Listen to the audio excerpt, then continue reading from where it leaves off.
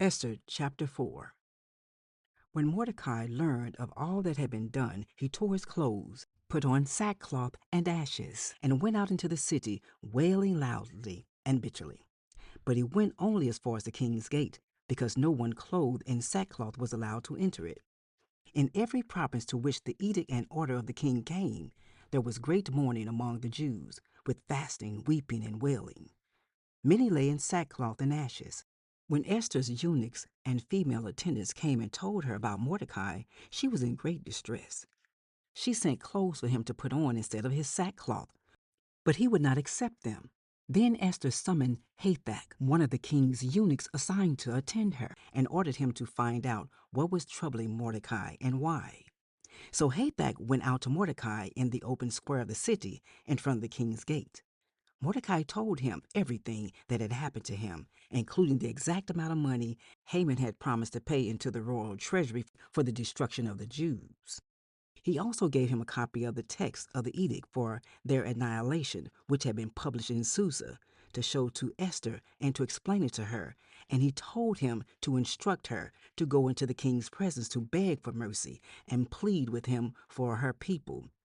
Hathach went back and reported to Esther what Mordecai had said.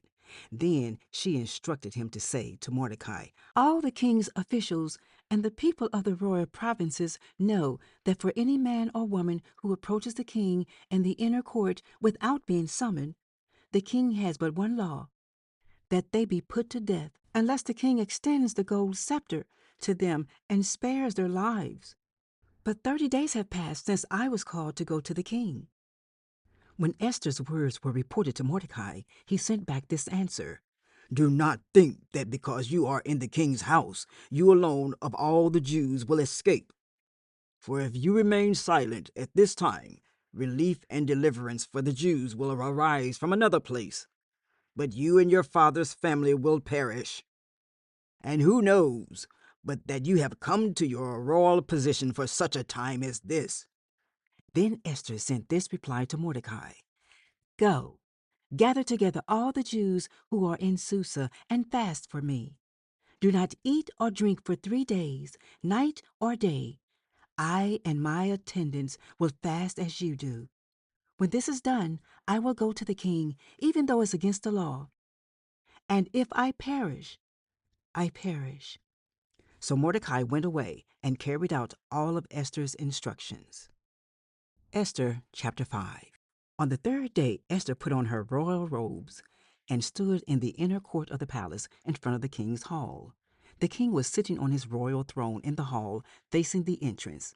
When he saw Queen Esther standing in the court, he was pleased with her and held out to her the gold scepter that was in his hand. So Esther approached and touched the tip of the scepter. Then the king asked, "What is it, Queen Esther? What is your request? Even up to half the kingdom, it will be given you."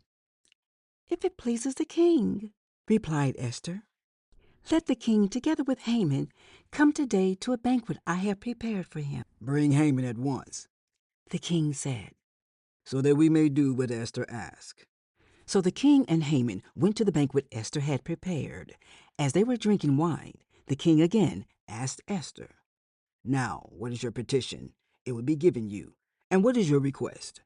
"Even up to half the kingdom, it will be granted." Esther replied, "My petition and my request is this: if the king regards me with favor, and if it pleases the king to grant my petition and fulfill my request, let the king and Haman come tomorrow to the banquet I will prepare for them. Then I will answer the king's question." Haman went out that day happy and in high spirits. But when he saw Mordecai at the king's gate and observed that he neither rose nor showed fear in his presence, he was filled with rage against Mordecai. Nevertheless, Haman restrained himself and went home.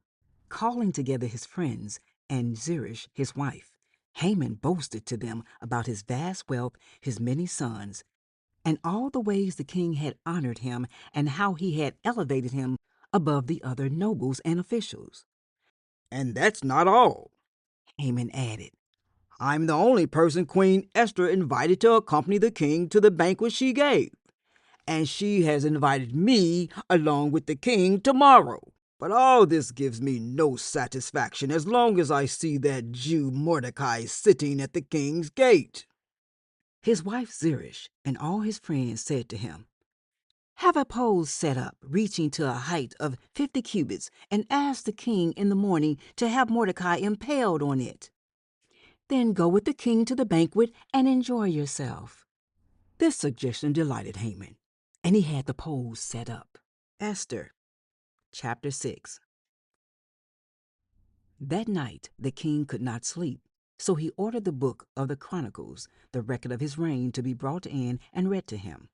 It was found recorded there that Mordecai had exposed Bigthana and Teresh, two of the king's officers who guarded the doorway, who had conspired to assassinate King Xerxes. "What honor and recognition has Mordecai received for this?" the king asked.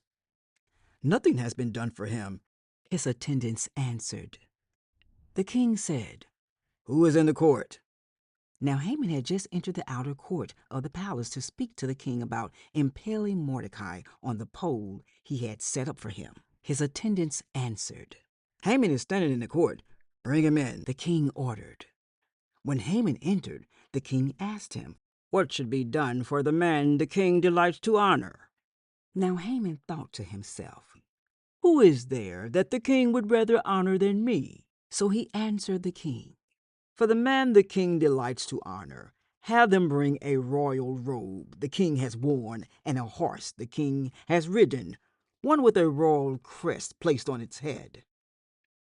Then let the robe and the horse be entrusted to one of the king's most noble princes.